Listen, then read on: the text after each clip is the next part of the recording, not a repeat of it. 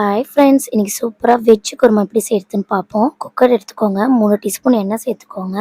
பட்டை, கிராம்பு போட்டுக்கோங்க. 1 டீஸ்பூன் சீரகம் சேர்த்துக்கோங்க. அப்புறம் வெங்காயம் போட்டுட்டு வெங்காயம் வதக்கிறதுக்கு உப்பு சேர்த்துக்கோங்க. உப்பு சேர்த்ததுக்கு அப்புறமா தக்காளி போட்டு நல்லா வதக்குங்க. இப்போ இஞ்சி பூண்டு பேஸ்ட்டு சேர்த்துட்டு பச்சை வாடை போகிற அளவுக்கு வதக்கிட்டு, இப்போ உங்களுக்கு என்ன வெஜிடபிள் பிடிக்குமோ அதை சேர்த்துக்கோங்க. நான் கேரட்டு, பீன்ஸு, பச்சை பட்டாணி, உருளைக்கிழங்கும் சேர்த்துருக்கேன். அப்புறம் பச்சை மிளகா சேர்த்துக்கோங்க. 1/2 டீஸ்பூன் மஞ்சத்தூள், கரம் மசாலா, காரத்தூள் சேர்த்துட்டு நல்லா இதை வதக்குங்க. இப்போ தேவையான அளவுக்கு தண்ணி சேர்த்துக்கோங்க. தண்ணி சேர்த்ததுக்கு அப்புறமா மிக்ஸி ஜாரில் 1/2 கப்பு தேங்காயும், 1 டீஸ்பூன் சீரகம், அப்புறம் முந்திரி பயிர் சேர்த்து நல்லா மைய இதை அரைச்சிக்கோங்க. அரைச்சதுக்கப்புறமா அது 5 நிமிஷம் காய்கறி வெந்துடுச்சு. இப்போ அது கூட சேர்த்துக்கோங்க. இப்போ தேவையான அளவுக்கு தண்ணி சேர்த்துட்டு இப்போ உப்பு இருக்கான்னு பார்த்துக்கோங்க. 2லேருந்து 3 விசில் வைங்க.